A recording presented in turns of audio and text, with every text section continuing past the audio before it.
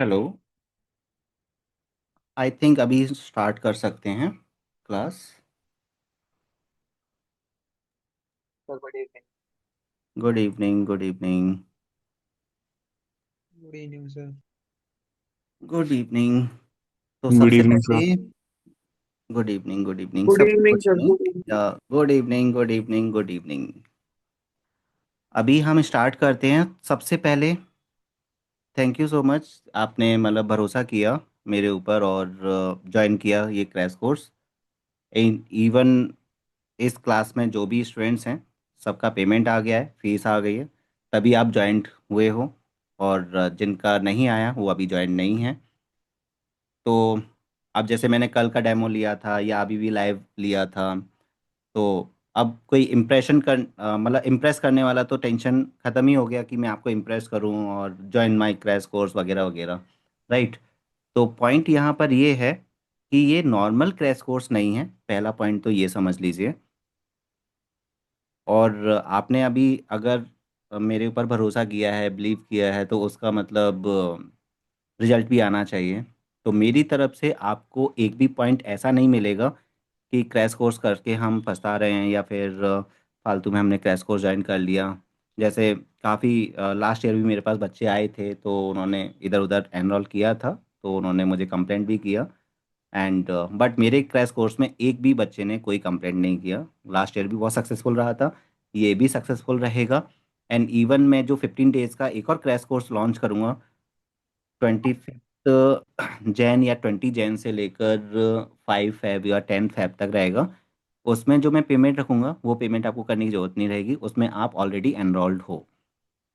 तो double profit होने वाला है आपको, बिकॉज मेरा टारगेट रहेगा 100 का। और देन जो हमारा जो फ्री वाला ग्रुप था, उसमें मैं आपके डाउट्स वगैरह सॉल्व नहीं कर पाता था, क्योंकि फ्री ग्रुप है तो फ्री टाइम में ही प्रॉब्लम सॉल्व होगा। क्योंकि मैं अपना बिजी टाइम तो उधर मैं दे नहीं सकता हूँ, बट स्टिल मैं हेल्प करना चाहता था जितना हो सकता है उतना, इसलिए मैंने वो ग्रुप बनाया कि कम से कम मैं वीडियोस के लिंक वगैरह या जो कुछ डाउट्स हैं एक दूसरे का वो क्लियर कर सकते हैं, मतलब एक दूसरे के थ्रू वो क्लियर कर सकते हैं। बट यहाँ पर आप एक दूसरे के थ्रू भी क्लियर कर सकते हो इस ग्रुप में, और मेरे थ्रू भी क्लियर कर सकते हो, मतलब मेरे थ्रू तो क्लियर करना ही करना है। और सेकंड थिंग कि यहाँ पर मैंने आपको दो फाइल्स दी हैं। ये 60 प्रोग्राम्स का है, पहले एक 50 प्रोग्राम्स का भी मैंने दिया था, वो सेम फाइल है। एक्चुअल में इसमें 60 प्रोग्राम्स थे, बट टाइटल मैंने 50 प्रोग्राम्स का डाल दिया था। वो गलत, फिर मैंने चेंज कर दिया, तो इसमें 60 प्रोग्राम्स हैं। और सभी स्टेप बाय स्टेप मैंने डिफाइन किए हुए हैं, 10 10 प्रोग्राम्स का मैंने स्लॉट बनाया है। और इसे भी मैं आपको बता दूंगा कि कैसे कैसे, और ज़्यादातर पीवाइस क्यूज क्वेश्चंस हैं। ओके, पास्ट ईयर क्वेश्चंस और वो बोर्ड क्वेश्चंस हैं। और एक ये फाइल है, इसे भी हमें फॉलो करना है। और एक मैंने आपको टेस्ट सेंड किया है, मिनी टेस्ट, मुझे तो जज टेस्ट कर। हमें अभी से करना है? हाँ, मतलब पहले आप प्रैक्टिस कर लो, जैसे हम एग्ज़ाम देते हैं उसके अकॉर्डिंग आप क्या करो, पहले प्रैक्टिस कर लो। अभी नहीं देना है, कल या परसों या दो, मतलब विद इन 2 3 डेज में इसे कंप्लीट करके मुझे सेंड कर दो। तो उससे ओके। मैं आपकी स्कूल की नॉलेज चेक करूंगा कि स्कूल से आपने कितना सीखा। और ये चैप्टर 1 है ओनली, मतलब नाइन्थ का पूरा रिवीजन समझ लीजिए, ओनली चैप्टर 1। इसमें ना तो एरे है ना ही स्ट्रिंग है, और 1 आवर का ड्यूरेशन रहेगा। 10 MCQs हैं, 5 आउटपुट क्वेश्चंस हैं, और 2 प्रोग्राम्स हैं। बस इतना करना है। जैसे 2 आवर्स वाला टेस्ट नहीं है, इजीली ये हो जाएगा।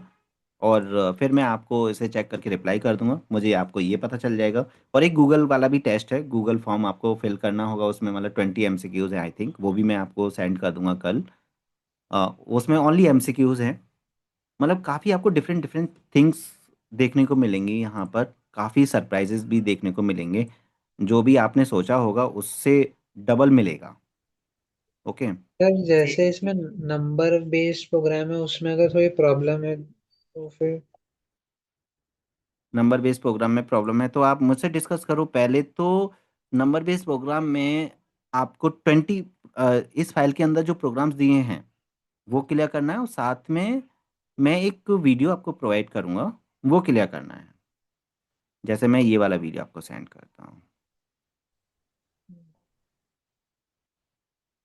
अच्छा, एक और चीज़, इसे हमें थोड़ा डबल टाइप से करना पड़ेगा क्लास, बिकॉज प्री बोर्ड्स भी आपके आएंगे, मुझे दोनों चीज़ें हैंडल करनी है।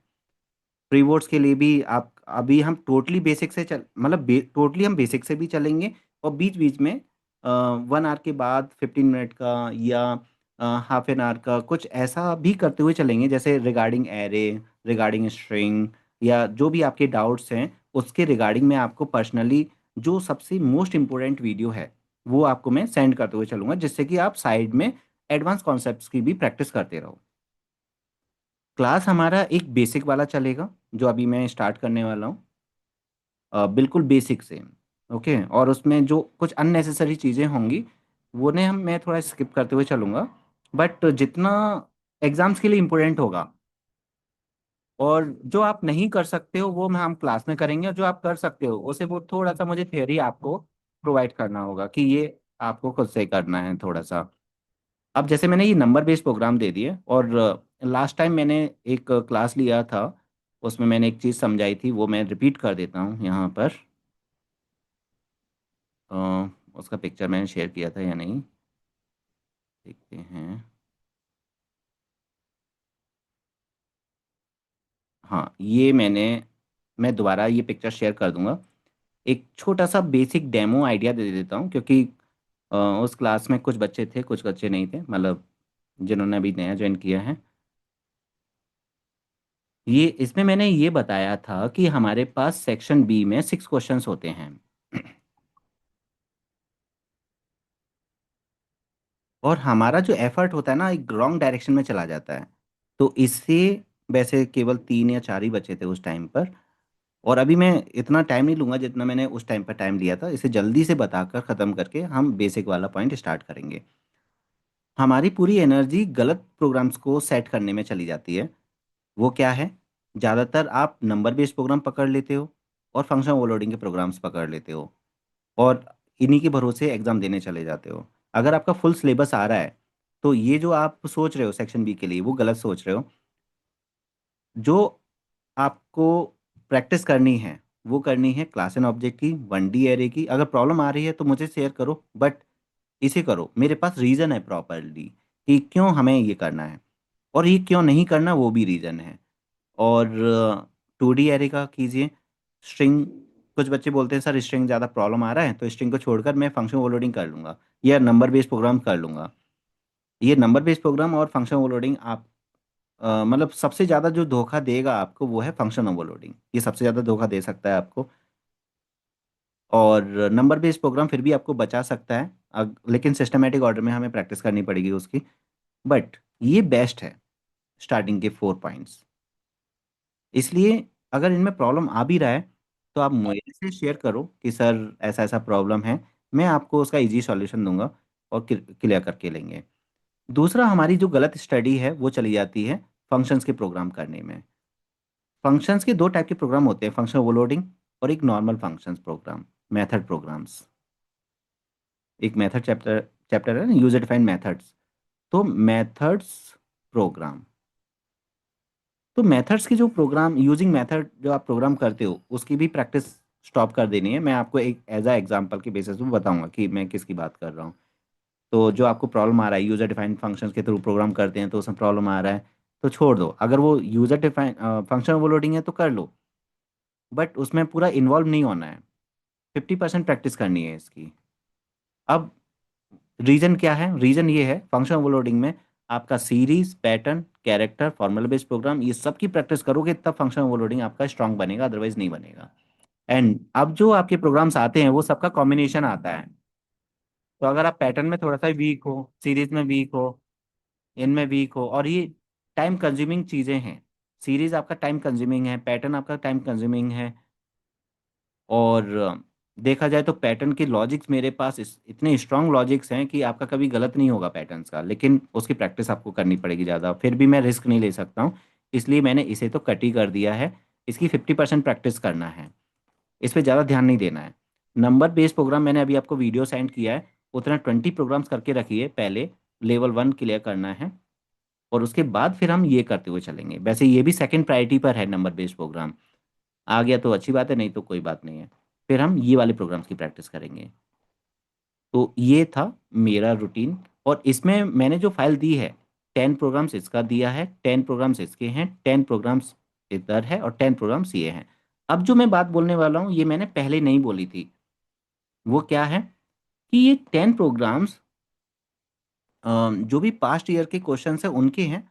लेकिन इसमें भी जो ऑर्डर है, आप ऑर्डर कैसे फॉलो करते हो कि 2000, आपने सपोज 15 से स्टार्ट किया ऑर्डर फॉलो करना, और पूरा 10 ईयर्स के प्रोग्राम्स किए 2025 तक।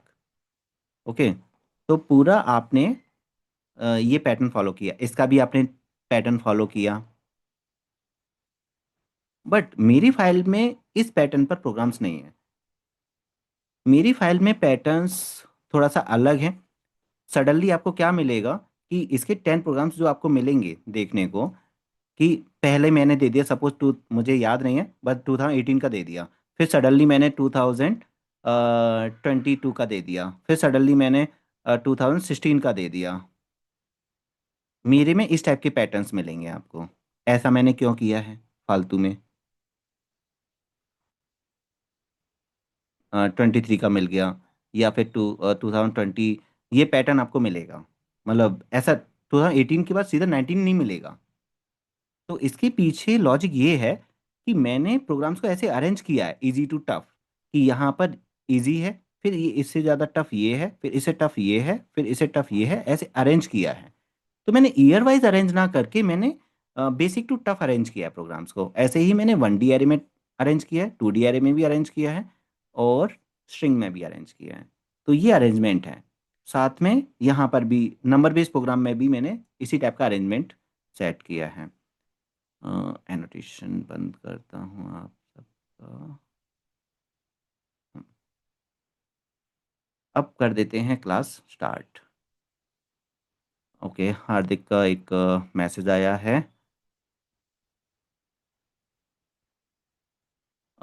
आपके पैटर्न प्रोग्राम्स वीडियो देखकर मेरे 15 आउट ऑफ 15 आए थे। ओके, तो यस, पैटर्न में मैं खुद बोल रहा हूँ कि मैं पैटर्न्स में आपको स्ट्रॉन्ग कर दूंगा, सीरीज में भी स्ट्रॉन्ग कर दूंगा। ऐसा कोई भी पॉइंट नहीं है जिसमें मैं स्ट्रॉन्ग नहीं करूंगा। सब में हम स्ट्रॉन्ग कर सकते हैं, बट मैं रिस्क नहीं ले सकता हूँ। रिस्क का मतलब क्या है? अभी आपके 15 आ गए, और हो सकता है नेक्स्ट टाइम पर ना आए, क्योंकि पैटर्न्स के प्रोग्राम में एरर जल्दी कैच कर सकते हैं। और दूसरा ये कि मेरे पास जो बच्चे हैं मुझे सबको साथ में लेके चलना है। स्कूल में क्या होता है कि जो बच्चे स्ट्रांग होते हैं, अ, उनके साथ टीचर्स चलते हैं। एक बच्चे ने बोल दिया कि मुझे समझ में आ गया, बस आ गया, ख़त्म, आगे चले गए। अब एक और बच्चा है जिस जो एवरेज है, जिसके डाउट्स मतलब हैं, और बेसिक्स क्लियर नहीं हैं, उससे समझ में नहीं आया, उससे कोई पूछता ही नहीं है कि तुझे समझ में आया या नहीं आया। एक बच्चे ने बोल दिया समझ में आ गया, वो आगे चला गया। ऐसा होता है। बट यहाँ पर मैं क्या करके लेके चलने वाला हूँ, जो एवरेज स्टूडेंट है, जो ब्लो एवरेज है, और जो अ, जिसके लॉजिक एकदम क्लियर हैं, सबको मुझे साथ में लेके चलना है। और सबको मुझे ज़्यादातर 95 प्लस में पहुंचाना है, इवन 100 आउट ऑफ 100 पहुंचाना है। जो ऑलरेडी स्ट्रांग है उसका तो 100 पक्का ही है, ये समझिए। बट स्टिल आपको रेगुलर क्लासेस अटेंड करना होगा। और जो ब्लो एवरेज है या एवरेज है, 95 प्लस पक्का ही समझिए। और अगर अभी तक आपने 95 प्लस का सपना नहीं देखा है तो अब देखना स्टार्ट कर दो। एंड मेरी तरफ से फुल आपको सपोर्ट मिलने वाला है। एंड यहाँ पर हम कहाँ थे? पॉइंट ये था कि पैटर्न प्रोग्राम्स में अब पॉइंट बस अब इतना ही आ जाएगा इसमें। सपोज आप 12 स्टूडेंट्स हो, तो 12 में से 2-3 स्टूडेंट्स ऐसे होंगे जिनको मैं अलाउ करूंगा कि हाँ you can go with patterns. जब मैं ये फील कर लूंगा कि यार you are strong in patterns, उनके लिए मैं अलाउ कर दूंगा कि चलो आप कर लो। जैसे लास्ट ईयर भी कुछ स्टूडेंट्स थे जो मेरे पास 2 ईयर से पढ़ रहे थे, 9 से पढ़ रहे थे, 9th और 10th, मतलब वो क्रैश कोर्स के नहीं थे, नॉर्मल। तो उनके पैटर्न बहुत स्ट्रांग हो गए थे। तो पर्टिकुलरली उन 2-3 स्टूडेंट्स को मैंने अलाउ किया था, इवन उनका 100 भी आया, नाम भी मुझे याद है। एक चारवी को अलाउ किया था, एक ये अजय को अलाउ किया था, है ना, अथर्व को अलाउ किया था। तो उनकी पैटर्न स्ट्रांग है, इवन उन्हें प्रैक्टिस भी नहीं है। आज भी अगर मैं उनसे क्वेश्चन पूछूंगा, वो 12th में है, आज भी अगर मैं पैटर्न का क्वेश्चन पूछूंगा इजीली वो कर देंगे मेरे लॉजिक के बेसिस पर। तो ऐसा नहीं कि किसी को नहीं करना है, बट एक कॉमन चीज़ हम यहाँ पर लेकर चल रहे हैं, कॉमन पॉइंट ऑफ व्यू के बेसिस पर हम काम कर रहे हैं, जो सबके लिए हेल्पफुल रहेगा। ओके। तो ये क्लास सब बच्चों के लिए है, जो लो एवरेज फील कर रहे हैं, जो एवरेज हैं, और जो जिनके डाउट्स टोटली क्लियर हैं और थोड़ा बहुत प्रॉब्लम है, केवल रिवीजन के लिए ज्वाइन किया है, उनके लिए भी बहुत हेल्पफुल है। उनको मैं स्ट्रॉन्ग प्रॉब्लम्स दूंगा उनको करने के लिए, या उनको पैटर्न्स करने के लिए अलाउ कर दूंगा कि आप पैटर्न्स करो। चलो अब स्टार्ट कर देते हैं। स्टार्टिंग में पॉइंट ये है कि कुछ चीज़ें आपको क्या करना है, थोड़ा सा करके लेना है। वो पॉइंट्स क्या हैं, जैसे थियोरी है, P POP and double OP में difference, limitation and advantage of double OP. अब ऐसा नहीं है कि मैं ये बताऊंगा नहीं आपको, लेकिन अभी मैं थ्योरी में आपको उलझाना नहीं चाहता हूँ, नहीं तो बोर हो जाएगा क्लास। सीधा हमें प्रैक्टिकल पर जंप करना है।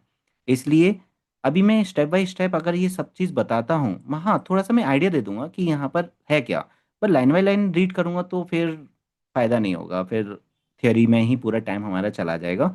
तो जो थियोरी है, जो केवल पढ़ना है, उसे मैं आपके ऊपर डिपेंड, मतलब छोड़ दूंगा कि ये आप कीजिए। साथ में मैं उसका वीडियो भी प्रोवाइड कर दूंगा, थियोरी का मेरा वीडियो है, वहाँ पर मैंने स्टेप बाय स्टेप समझाया भी है। तो थोड़ा सा आपको थियोरी की भी हेल्प लेनी पड़ेगी। बेसिकली आपने ज्वाइन किसके लिए किया है, प्रैक्टिकल्स के लिए, प्रैक्टिकल में जो प्रॉब्लम आ रही है उसके लिए, या फिर ये थियोरी पढ़ने के लिए कि what is class, what is encapsulation, what is abstraction. आप मुझे आइडिया दीजिए एग्जैक्टली आपने, जैसे एरे के डिफिकल्ट प्रोग्राम है, बाइनरी सर्च है, लीनियर सर्च है, ये समझने के लिए किया है, या फिर एरे एंड डिस्टिंग के जो कठिन वाले जो प्रोग्राम है ना उनके लिए इजी वाले एग्जैक्ट तो हो जाते नहीं, कठिन वाले नहीं हो पाते। पर राइट, मोस्टली तो प्रैक्टिकल के लिए किया है सर। एग्जैक्टली। तो इसलिए प्रैक्टिकल। इसलिए थ्योरी में नहीं उलझना है। अगर थ्योरी करनी भी है then I will give the video, proper theory का वीडियो है, 3 आवर्स का है। वो कीजिए।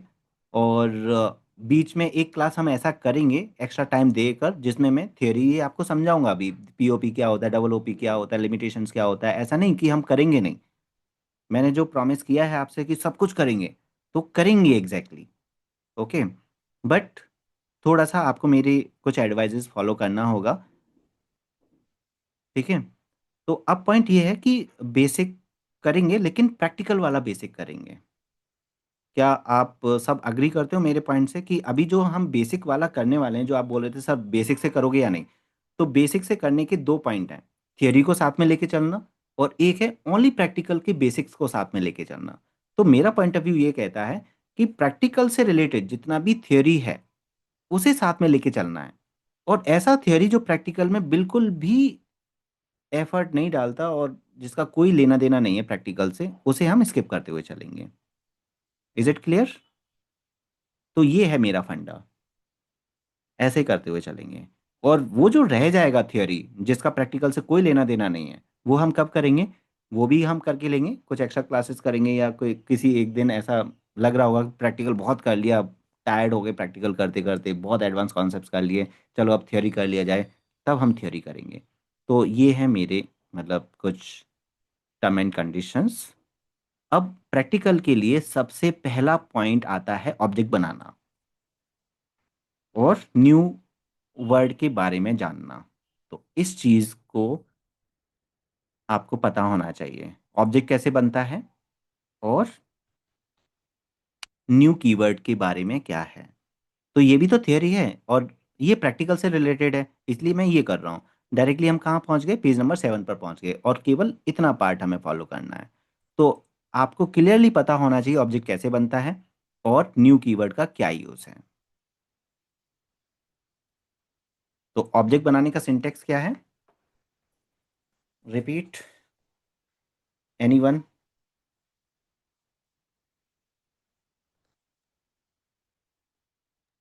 मतलब मुझे पढ़कर बताओ, मतलब ये सिंटेक्स पढ़िए जरा, Aryaman. Class name object name equal to new class name and column लगा देंगे सर। और राउंड ब्रैकेट्स को भी ध्यान में रखना है। तो ये स्टूडेंट क्या है, यहाँ क्लास नेम है। S1 ऑब्जेक्ट नेम हो गया, is equal to new student और round bracket semicolon. Okay, and what's the use of new keyword? Sir object को क्रिएट करने में हेल्प करता यस, ऑब्जेक्ट बनाने में हेल्प करता है, और कहाँ हेल्प करता है? है, sir memory allocate allocate. memory to an object। Allocate memory to an object, ये तो ऑब्जेक्ट का हो गया ना। What's another use of new keyword? तो फंक्शन में यूज होता है, जैसे कि स्कैनर बफर। कहाँ यूज होता है? स्कैनर क्लास स्कैनर और में, buffer. Very good, good good good. तो देखो, न्यू के बारे में समझते हैं, न्यू क्या करता है।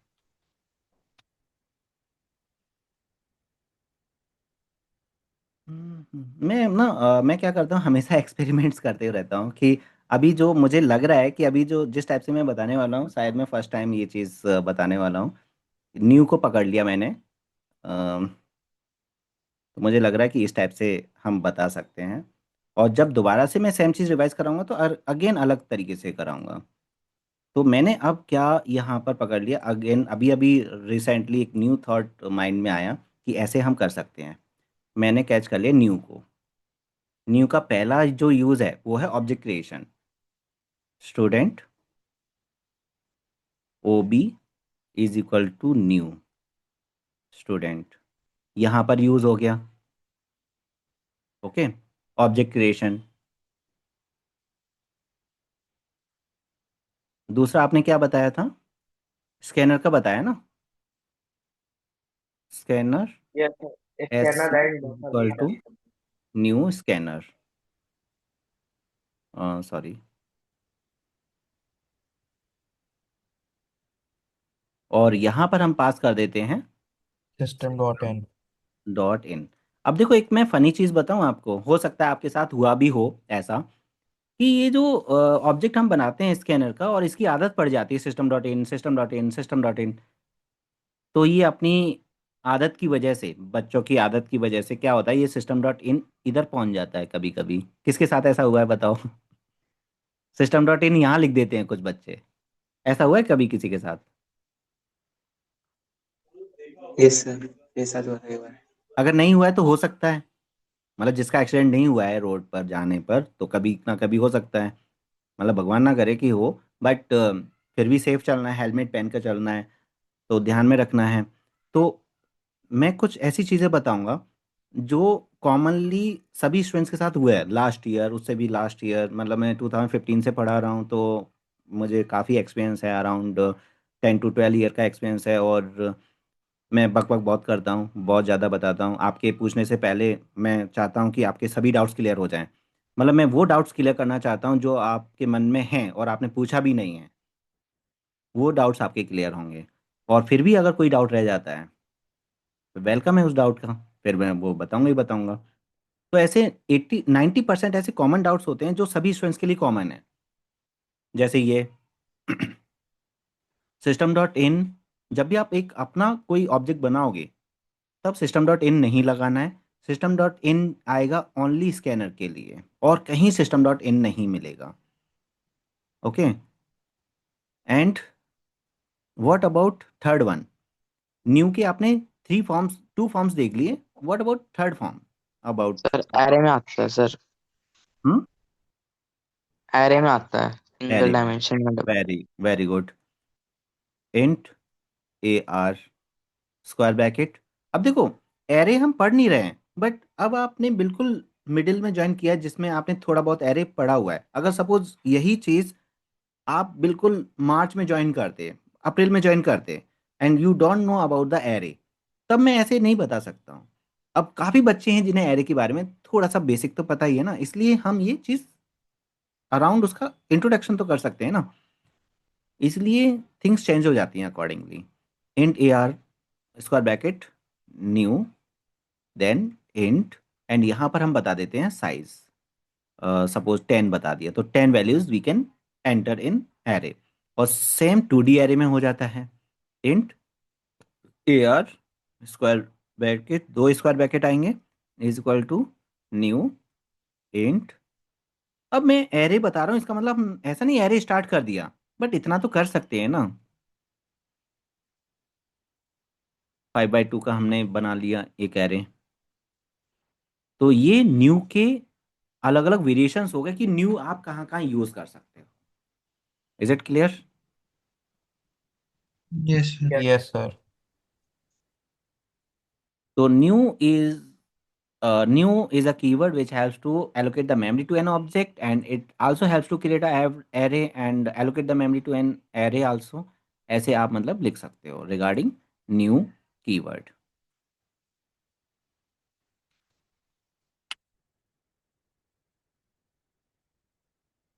ये एक नोटबुक बना लेना, जो जो मैं पिक्चर्स शेयर कर रहा हूँ वो सभी पिक्चर्स को आपको उस नोटबुक में एज इट इज़ कॉपी करना है।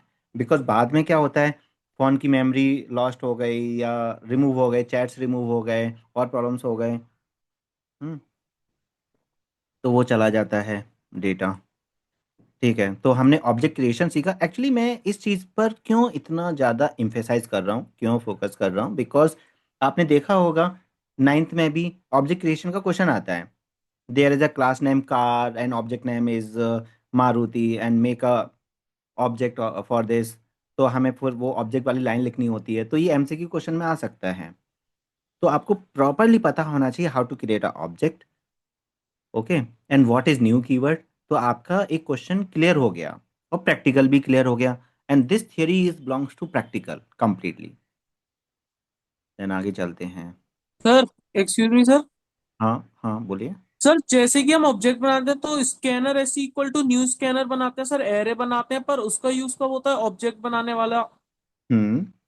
ऑब्जेक्ट बनाने वाला जैसे कि मारुति जैसा आपने बताया, मतलब वो तो हम यूज ही नहीं करते प्रोग्राम्स में। क्यों नहीं करते? सबके ऊपर वाला। करते हैं भाई, करते हैं, क्यों नहीं करते, करते हैं। मैं बताता हूँ आपको, लाइव बताता हूँ। मेरे पास हर चीज़ का रीज़न है।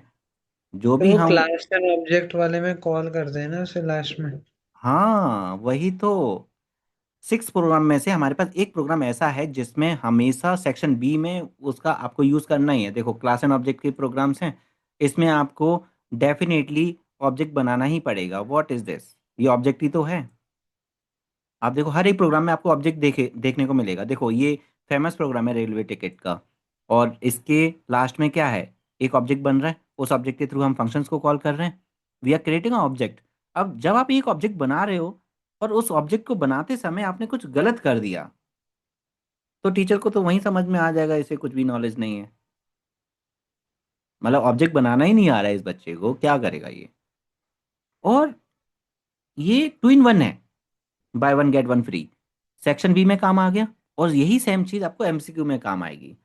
कि वो बोल देंगे, जैसे मैंने अभी कार वाला एग्जांपल दिया था, कि make a object for this.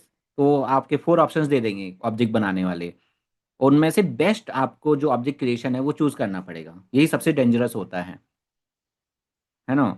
Object already बना हुआ है, 4 ऑप्शंस दे दिए ऑब्जेक्ट बने हुए, अब 4 में से बेस्ट ऑब्जेक्ट क्रिएशन आपको चूज करना है। Okay. Okay sir, thank you sir. तो यहाँ पर ये चीज़ आती है। और but that is good thing कि जैसे ही कोई भी डाउट आया, सडनली आपको बोलना है। इवन जो साई नेचर वाले बच्चे होते हैं, मुझे एज अ टीचर की तरह बिल्कुल समझो ही मत।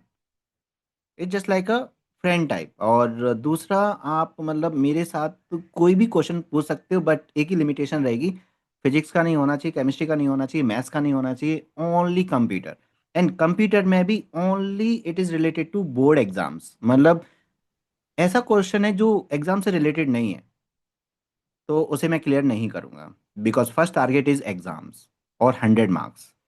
अगर आपका ऐसा डाउट है जो हमारे मार्क्स को इम्पेक्ट करेगा, देन उसे मैं डेफिनेटली क्लियर करूंगा।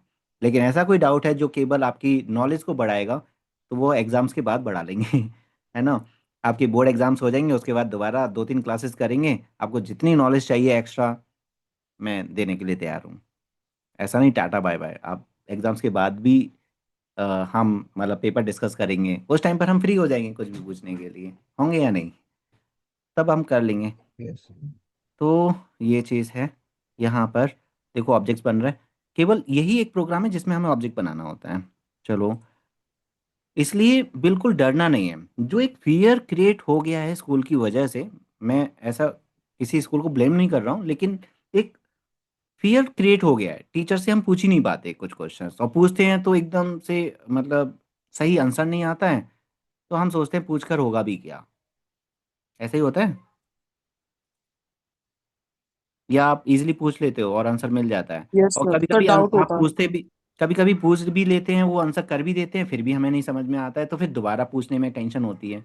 जैसे आपने पूछ तो लिया, हिम्मत करके आपने पूछ लिया कि सर ऐसा क्यों, फिर उन्होंने ऐसे ही टाइम पास वाला आंसर भी कर दिया, बट स्टिल आप आपको नहीं समझ में आया उन्होंने जो आंसर किया, क्या आप दोबारा पूछते हो? तो सर, नहीं ना। आप सोचते हो चलो होगा ऐसा ही। सर वो बट तो मना कर देते हैं कि अगर तुम्हें इतना बेसिक ही नहीं पता तो क्या फायदा। इतना आ गया कि हाँ, तो वही है। तो स्कूल वाला गेम यहाँ नहीं चलेगा। स्कूल वाला गेम का मतलब ये है कि आपको जितना मुझे परेशान करना है, ओके, आप उतना मुझे परेशान कर सकते हो पूछ पूछ कर। जितना आप पूछोगे उतना ही फायदा होगा, एंड मैं रेडी हूँ आंसर देने के लिए। एक बार में नहीं समझ में आया, आप दोबारा बोलो कि सर नहीं समझ में आया, और बताओ। मेरे पास अनलिमिटेड एग्जांपल्स है बताने के लिए। मैं कभी भी ये नहीं बोलूँगा कि नहीं इसे छोड़ दो या ऐसा करो वैसा करो।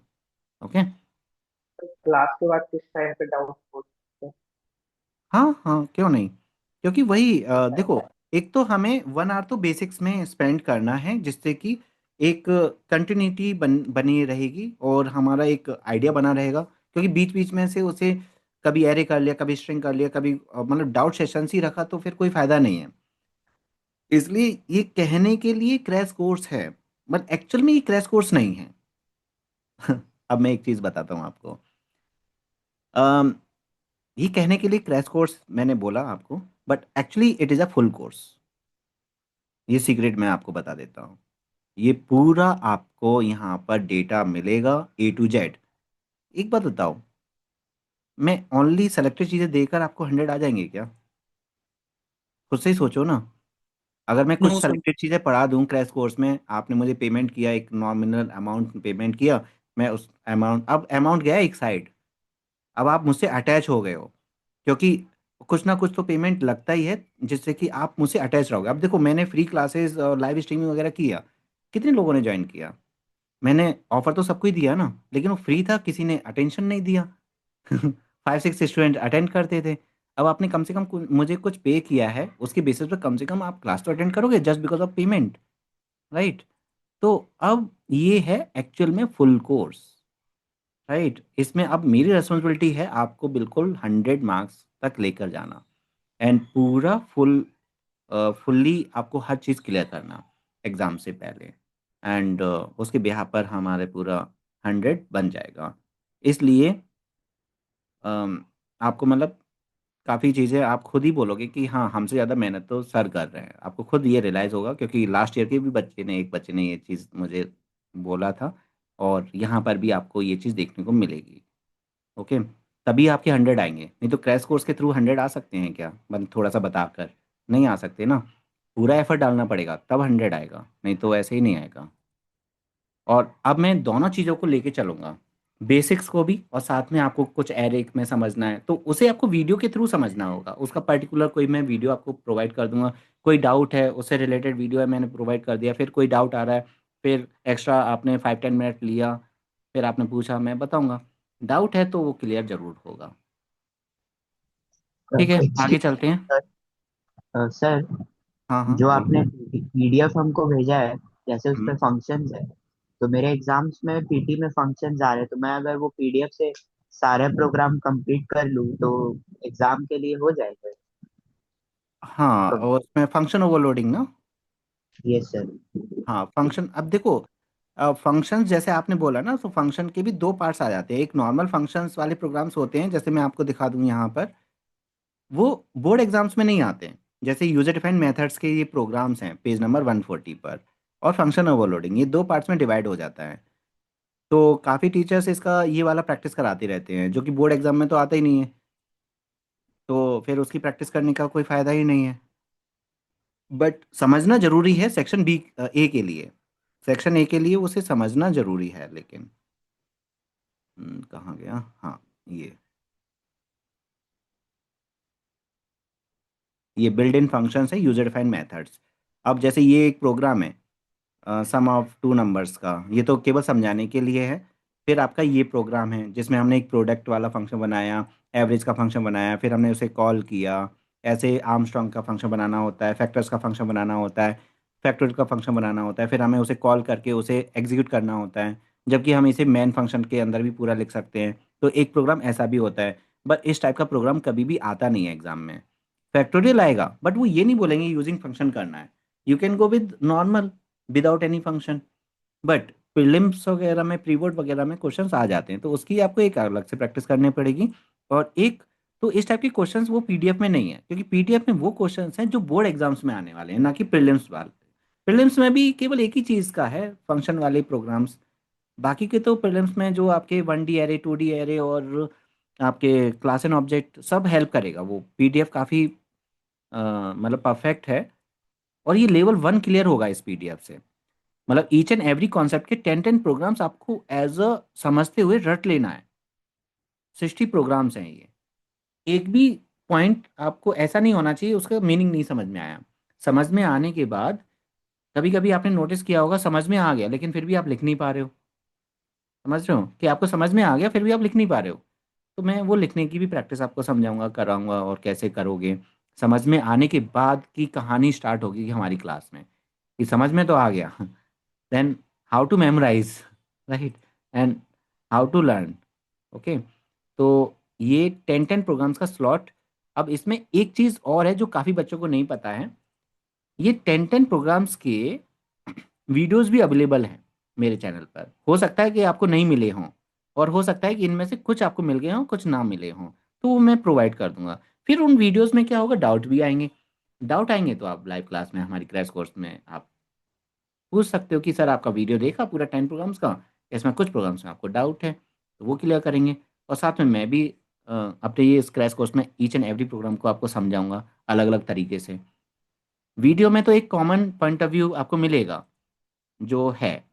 अब जरूरी नहीं है कि वीडियो से आपको समझ में आ जाए, क्योंकि आपको अलग तरीके से समझना है या आपके पॉइंट ऑफ व्यू को लेकर समझना है, उस टाइप से समझ के लेंगे। तो आगे चलते हैं हम।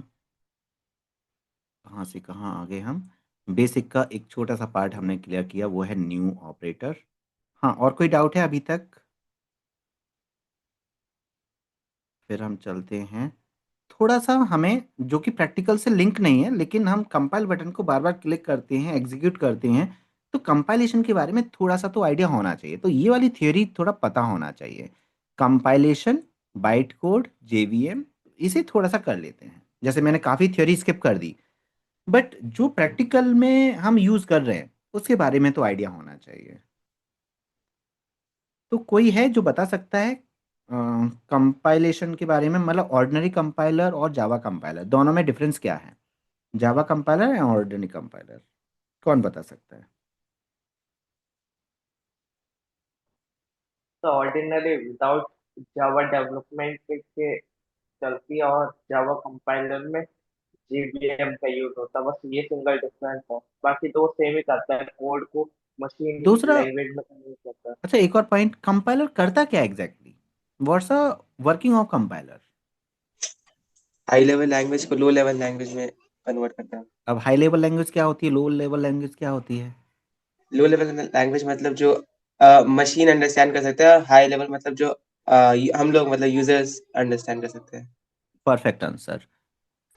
जो हम कोड लिखते हैं वो हाई लेवल लैंग्वेज है, और जो मशीन लेवल लैंग्वेज है वो है बाइनरी कोड, जिसमें 0 1 0 1 के कॉम्बिनेशंस बनते हैं।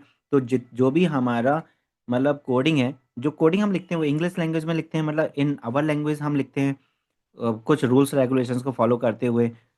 और वो डायरेक्टली कन्वर्ट हो जाती हैं मशीन लेवल लैंग्वेज में। It just like a compiler को आप एज अ ट्रीट करो as a translator.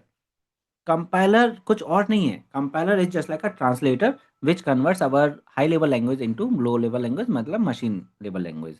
Okay, directly. Java compiler एक एक्स्ट्रा फैसिलिटी प्रोवाइड करता है। Java compiler converts our source code into byte code. और JVM converts our bite code into machine code. मतलब एक बीच में एक बाइट कोड का कॉन्सेप्ट आ गया जो आपकी सिक्योरिटी को और इनहेंस करता है। जैसे अगर मैं डायरेक्टली आपको कुछ बता रहा हूँ और बीच में कोई सुन रहा है तो वो हैक हो जाएगी चीज़ें। लेकिन अगर मैं कुछ कोड वर्ड्स में आपको बता रहा हूँ एंड देन फिर आप उसे डी कोड कर रहे हो तो उसमें सिक्योरिटी ऐड हो गई। तो ऐसे ही जावा क्या करता है, बाइट कोड के थ्रू एक सिक्योरिटी ऐड करता है। बाइट कोड ना तो सोर्स कोड है और ना ही मशीन कोड है, वो एक सिंबॉलिक कोड है जिसे आप अंडरस्टैंड नहीं कर सकते हो। मतलब सर पहले बाइट कोड के अंदर कन्वर्ट होता है, फिर उसके बाद जावा वर्चुअल मशीन के अंदर कन्वर्ट जावा होता है। वर्चुअल मशीन जो है बाइट कोड को कन्वर्ट करती है मशीन कोड में। तो JVM का सिंपल फंडा है, JVM converts byte code into machine code and compiler converts our source code into byte code. And byte code होते हैं abc.class फाइल के अंदर बाइट कोड्स होते हैं, डॉट जावा के अंदर आपका जावा कोड्स होते हैं। ओके, ये है यहाँ पर फंडा पूरा। तो ये थोड़ा सा एक्चुअली प्रैक्टिकल से लिंक है, इसका प्रैक्टिकल से कुछ ज़्यादा लेना देना नहीं है, बट ये थोड़ा सा थियोरेटिकली लिंक है, इसलिए मैंने ये थोड़ा सा बताने की कोशिश की इसमें।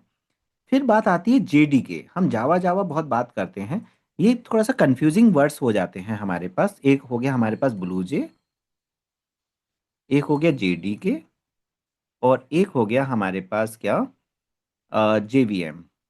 ये कुछ एक जैसे वर्ड्स हैं, है ना। JDK, JVM, जावा, कोई है जो इन 4 वर्ड्स में इनको अच्छे से क्लियर कर सकता है। सर सर ज्यादा ब्लूज ब्लूज वो प्लेटफॉर्म है जिस पर हम लोग कोड लिखते हैं। जेडीके वो फीचर जो सब कुछ कंपाइल करती है, और जेवीएम वो मशीनरी लैंग्वेज है जो इन सबको होल्ड करती है। ओके। हम्म कुछ अच्छे से क्लियर नहीं हुआ। जीवीएम सर को कन्वर्ट सर करता है ब्लू बाइट जे में को मशीन लैंग्वेज में। हाँ हाँ, और बताइए। मतलब बताते चलिए, वो मतलब फिर बाद में इसका 50% आंसर तो क्लियर ही हो जाएगा।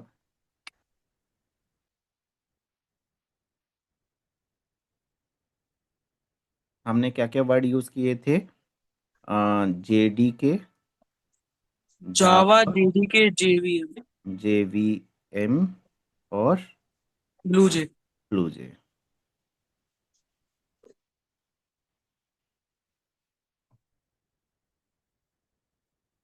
अच्छा लग रहा है, मतलब क्लास समझ में आ रहा है, मतलब वैसे तो अभी कुछ हुआ ही नहीं है हमारा, बट आपको थोड़ा मेरा मोटिव समझ में आ गया होगा। क्योंकि घर बनाने से पहले हम मैप बनाते हैं, तो आज की क्लास में एक मैपिंग आपके माइंड में सेट हो गई। एंड क्योंकि ऐसा भी तो होता है, आफ्टर पेमेंट सबका नेचर ही चेंज हो जाता है, टीचर्स का नेचर ही चेंज हो जाता है। वो फिर टाइम पास करते हैं बस, हो गया, हम्म, ये करा दिया वो करा दिया। बट मेरा अलग है, पेमेंट आने के बाद तो मेरी रेस्पॉन्सिबिलिटी और बढ़ जाती है। मैं उसका बेस्ट से बेस्ट देने की कोशिश करता हूँ, ये समझिए, बस इतना याद रखिए। कभी भी कोई भी प्रॉब्लम हो तो आप मुझे मैसेज कर दो। कोई भी कॉन्सेप्ट जैसे ग्रुप में उतना क्लियर नहीं हो रहा है, वो भी आप मुझे मैसेज करो, मैं ट्राई करूँगा कि ग्रुप में उस प्रॉब्लम को सॉल्व करने का। बस इसमें बस ये की डिसएडवांटेज है, 1 to 1 का क्लास नहीं मिल पाएगा। आपको जो भी प्रॉब्लम सॉल्व करनी होंगी वो इसी 2 days की बेसिस पर करनी होंगी। और आपके लिए एक और गुड न्यूज़ ये है कि वेंसडे एंड थर्सडे मैं हाफ एन आवर के लिए लाइव भी आऊँगा, तो उसमें फर्स्ट प्रायोरिटी आपके डाउट्स को रखूँगा। ये बेनिफिट रहेगा। फर्स्ट प्रायोरिटी क्या रहेगा, आपके डाउट्स रहेंगे। तो Thursday and sorry Wednesday and Thursday 10:30 to 11, half an hour के लिए। वो भी मैं किसके लिए आऊँगा, आप लोगों के लिए आऊँगा। ठीक है, उसमें कोई सिस्टमेटिक नहीं होगा, जो आपके डाउट होंगे वो क्लियर करेंगे। फायदा होगा इससे, मुझे बताओ जरा, यस सर। है यस ना। सर। तो यस सर। ऐसे मैं मल्टीपल वेज फाइंड आउट करूंगा जिसके बेसिस पर आपके सभी डाउट्स क्लियर हो जाएं।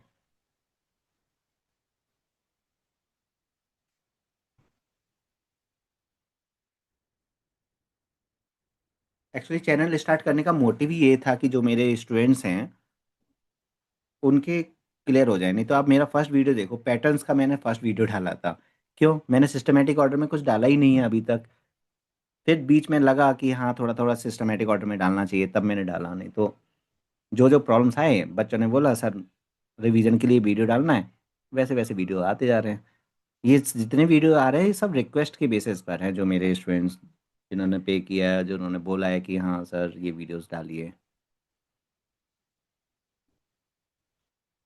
रिवीजन के लिए। तो ये बहुत हेल्प करते हैं, रिवीजन के लिए हेल्प करेगा।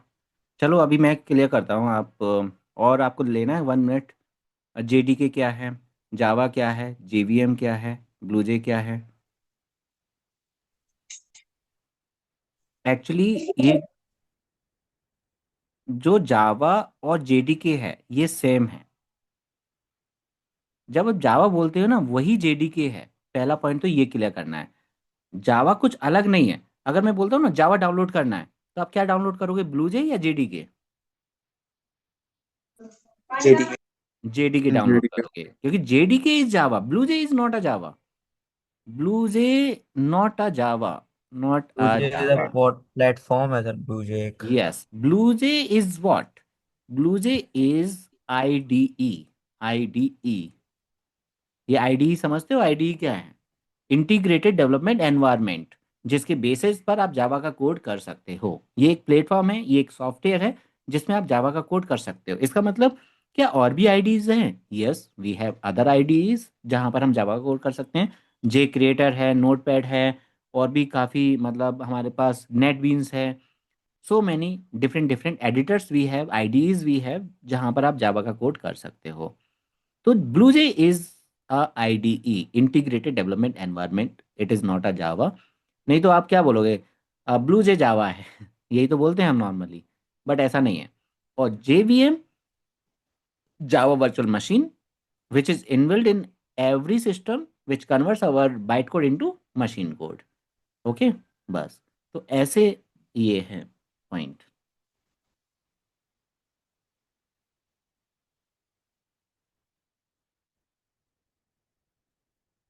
तो यहाँ अभी मैं थोड़ा सा आपके मैसेज भी पढ़ लूँगा, क्या बोल रहे हो आप। एक सेकेंड।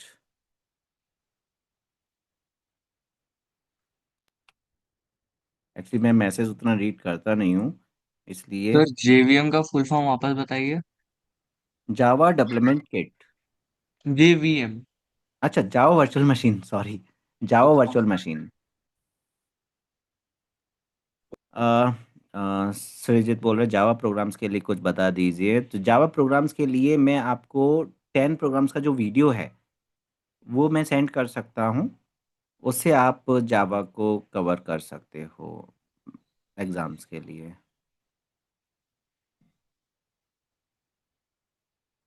सेकंड टर्म में हार्दिक, आप बोल रहे हो सेकंड टर्म में हेल्प नहीं करोगे। क्यों नहीं करूँगा, करूँगा ना। मैंने क्या बोला है, एक पॉइंट हमारा सिस्टमेटिक रहेगा 1 आवर का, एंड उसके बाद का 15 मिनट या हाफ एन आवर आपको जो पूछना है वो आप पूछ सकते हो रिगार्डिंग जावा। मतलब एक डिसबैलेंस ऑर्डर वाला पॉइंट रहेगा जिसमें जो आप प्रॉब्लम शेयर करोगे, एरे का, स्ट्रिंग का, और भी चीज़ें, और एक सिस्टमेटिक। क्योंकि मिक्स नहीं कर सकते डायरेक्टली फर्स्ट क्लास से ही हम डिसबैलेंस ऑर्डर में नहीं जा सकते। कभी एरे बता दिया, कभी स्ट्रिंग बता दिया। इवन आप भी रिकमेंड नहीं करोगे ये चीज़। वो आपके लिए तो हेल्पफुल रहेगा, जैसे हार्दिक को अगर एरे में प्रॉब्लम है, या फिर सिरजीत को स्ट्रिंग में प्रॉब्लम है, तो मैंने उनको बता दिया, वो तो खुश हो जाएंगे। लेकिन बाकी बच्चों को लगेगा ये क्या हो रहा है, क्रैश कोर्स क्रैश हो गया तो क्रैश कोर्स को क्रैश नहीं करना है, उसको फुल रखना है और एक्टिव रखना है। तो इसका सॉल्यूशन मैंने प्यारा सा यही निकाला है। 1 आवर एकदम सिस्टमेटिक ऑर्डर में चलेंगे, एक 1 बाई 1, कि इसके बाद ये आएगा, इसके बाद ये आएगा, इसके बाद ये आएगा, इसके बाद ये आएगा। ओके। और हाफ एन आवर या 15 मिनट वो रखेंगे जिसमें मैं आपको आइडिया दे दूंगा कि आप ये वाला वीडियो देखो, या इसमें जो डाउट आएगा वो आप डिस्कस करो, व्हाट्सएप पर आप डिस्कस करो। व्हाट्सएप पर आप वो अपने पॉइंट्स को क्लियर करके लीजिए। क्योंकि जो दूसरा ग्रुप था फ्री वाला, उसमें तो मैं उतना एक्टिव नहीं रहता हूँ, और आप लोग मतलब डिस्कस कर लेते हो, बट इस ग्रुप में मैं एक्टिव रहूँगा। 24 नवंबर से हैं। तो जो जो आपका सिलेबस है, जो अभी आपको देखो सेकंड टर्म के जो एग्जाम्स होंगे, जो आपका सिलेबस है, अगर फुल सिलेबस है तो कोई बात नहीं है, वो तो हमें फुल करके लेना ही होगा। लेकिन अगर कुछ सेलेक्टेड टॉपिक्स आ रहे हैं वो आप मुझे सेंड करो, उस पर डिपेंडेंट कुछ पर्टिकुलर वीडियोस हैं, क्योंकि वीडियोस की क्वांटिटी बहुत है। अब आप खुद कंफ्यूज हो जाते होगे कि वीडियो कौन सा देखना है, ऐसा ही होता है। तो मैं आपको इंश्योर करूंगा कि कौन सा वीडियो देखना है, सबसे बेस्ट वीडियो कौन सा है वो मैं आपको बता दूंगा। ओके। और अब वीडियो तो फ्रीली अवेलेबल है, वो तो हम वैसे भी देख सकते हैं। आप ये बोलोगे तो वैसे कैसे आप पहुंचोगे कैसे, वो तो मैं आपको लिंक शेयर करूंगा ना, ढूंढ ढांड के कि ये इंपॉर्टेंट है। फिर उस वीडियो में जो डाउट आएंगे वो भी हम डिस्कस करके लेंगे, लास्ट के जो 15 मिनट रहेंगे। आपने पूछा कि सर मैंने पूरा वीडियो देखा, उसमें ये क्वेश्चन में डाउट आ गया, छोटा सा डाउट है, तो आप पूछोगे, मैं क्लियर कर दूंगा। तो बेनिफिट तो है। ओके।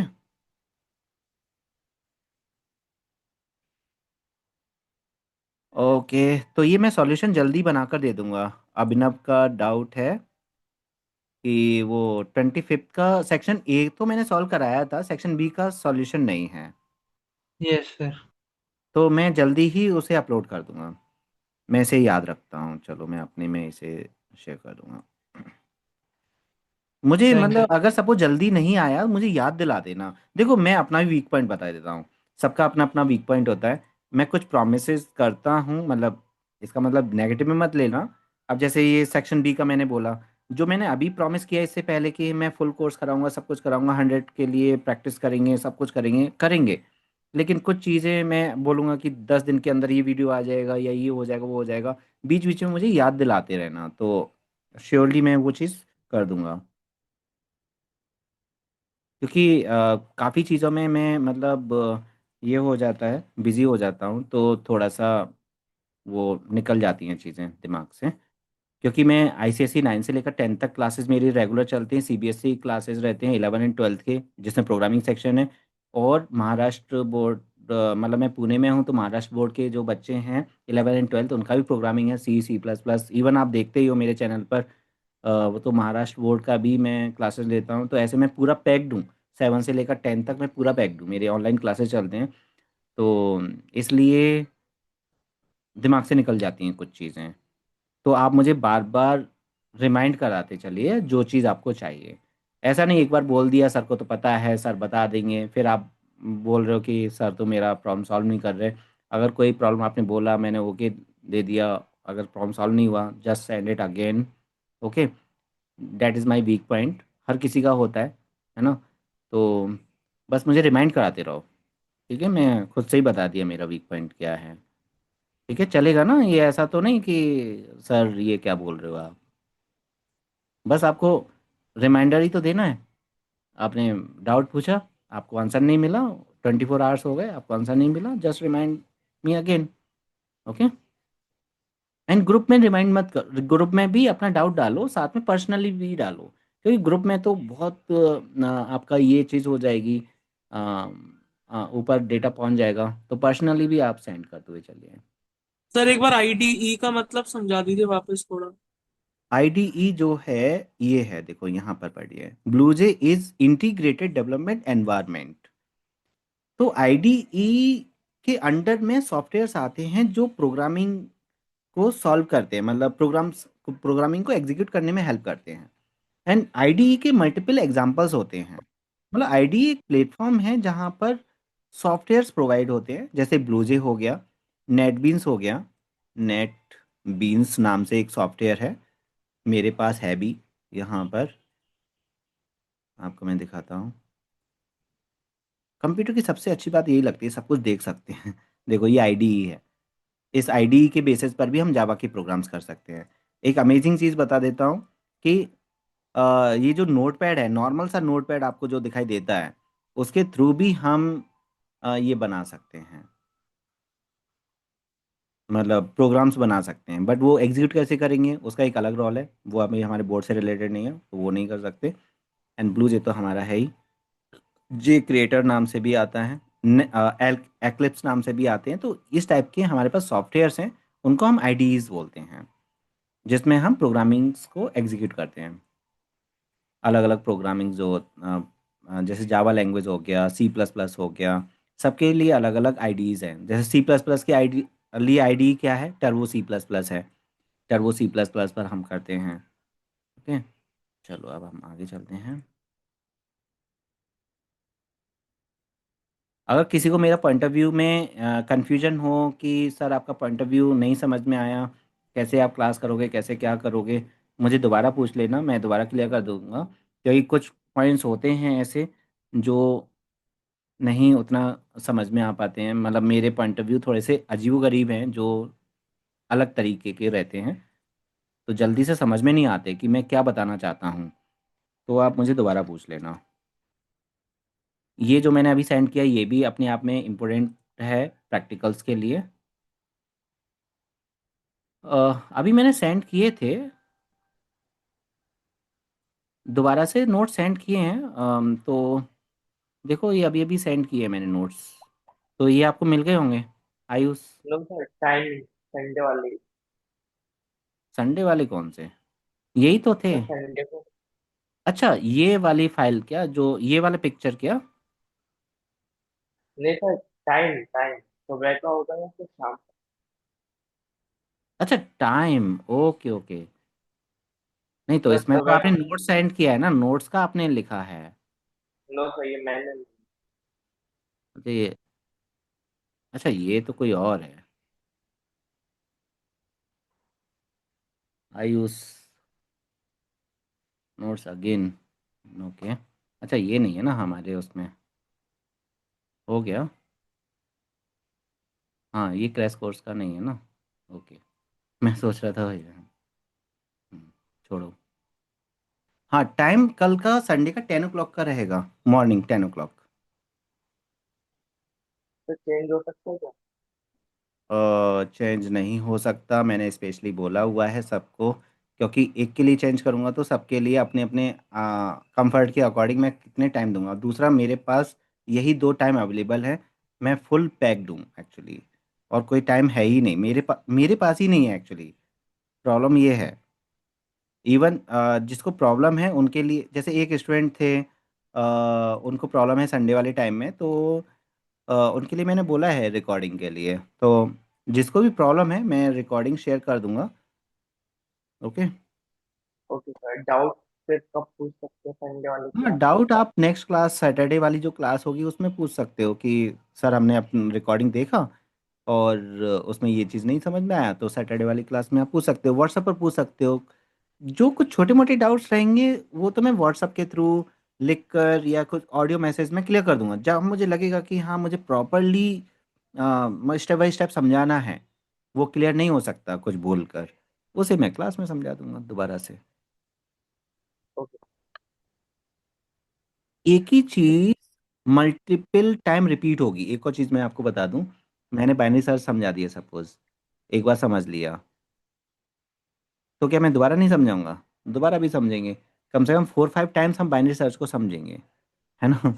वो भी अलग अलग तरीके से। नहीं तो टीचर्स का क्या होता है, एक बार समझा दिया हो गया, रिकॉर्डिंग देख लेना, ये कर लेना, वो कर लेना। नहीं ऐसा नहीं होगा। बाइनरी सर्च है, बबल सॉर्ट है, सिलेक्शन सॉर्ट है, 4-5 टाइम्स हम समझ कर लेंगे अलग अलग तरीके से, एक ही बार में नहीं। एक बार हमने समझ लिया, 10 डेज का गैप होगा, दोबारा से हमने थोड़ा सिलेक्शन सॉर्ट के बारे में दोबारा समझा, तो ऐसे अलग अलग तरीके से उसे समझ कर लेंगे।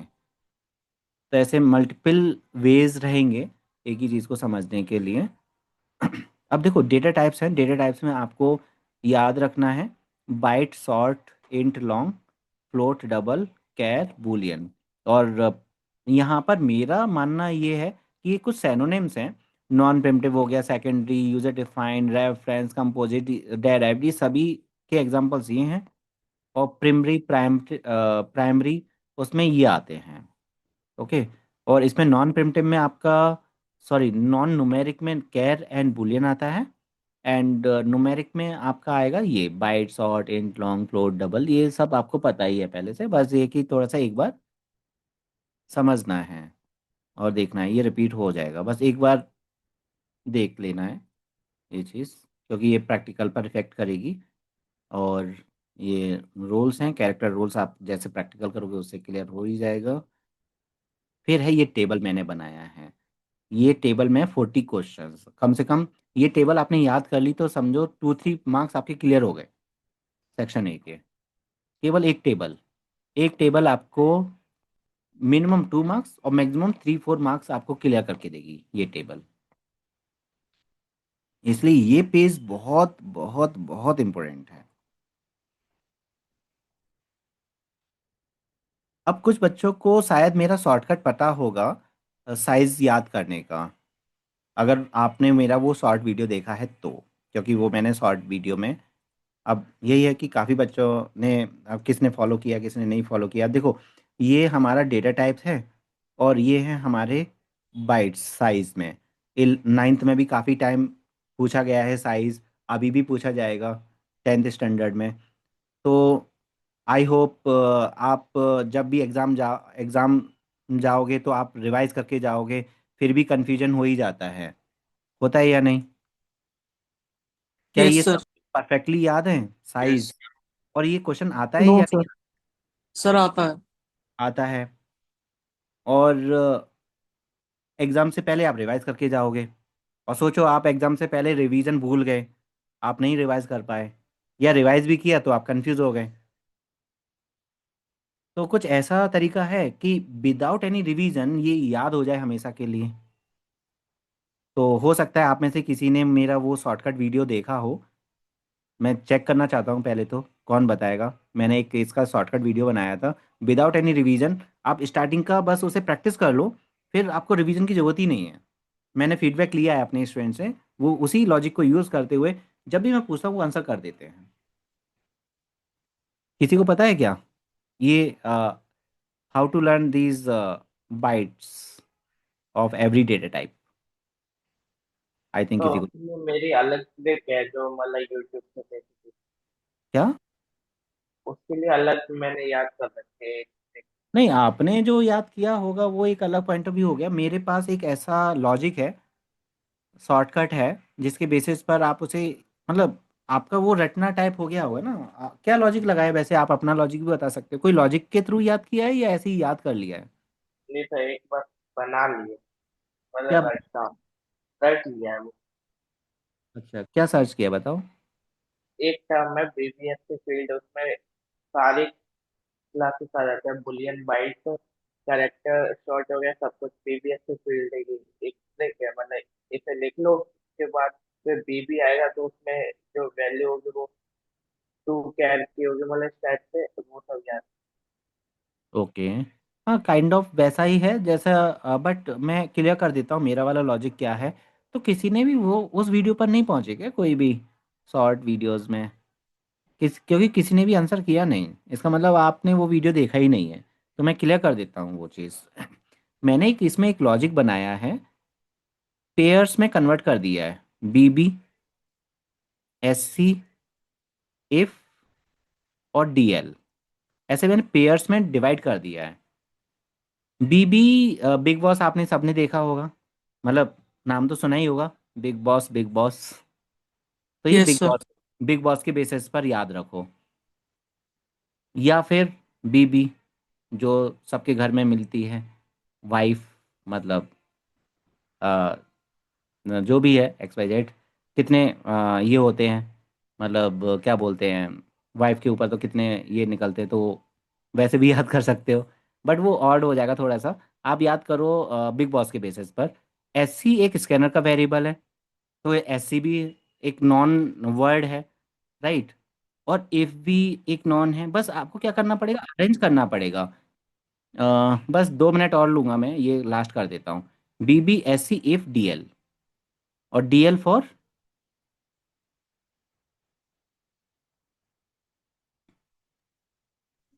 Double and long. नहीं नहीं नहीं नहीं, वो वाला नहीं, मतलब कुछ डेली लाइफ से रिलेटेड बताओ, वो सर तो पता डेली। ही। हाँ? क्या? Daily daily. डेली। डेली? नहीं, सर कुछ डेली और। डी का डेली डेली। कार का दिल्ली नंबर होता है ना, दिल्ली। डीएल। अच्छा, दिल्ली दिल्ली दिल्ली, ओके ओके। और करीब 5 6 ईयर पहले मैंने ये क्वेश्चन मतलब पूछा था, वो बहुत अमेजिंग आंसर्स आए थे, बट वो जो मैं चाहता था वो नहीं आया, सब कुछ आ गया।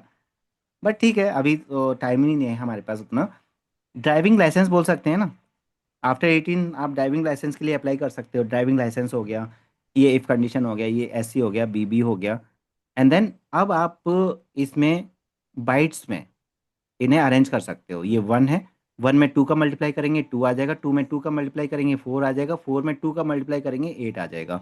मतलब 2 का मल्टीप्लाई करना है, क्या करना है, 2 का मल्टीप्लाई करना है, 1 से स्टार्ट करना है, 2 का मल्टीप्लाई करते चलिए, तो 1 2 4 8 ये आ जाएगा। ये बाइट्स में है, ठीक है।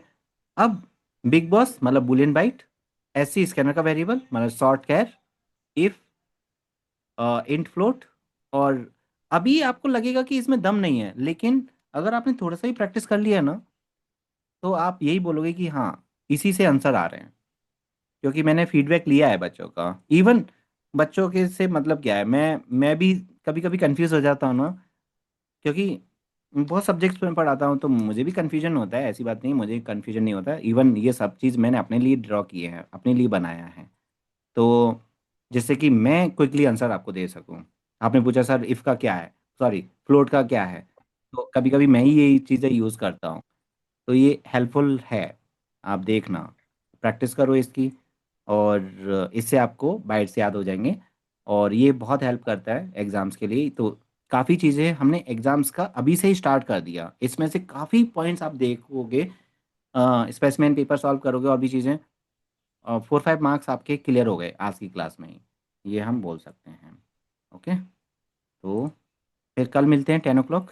काफ़ी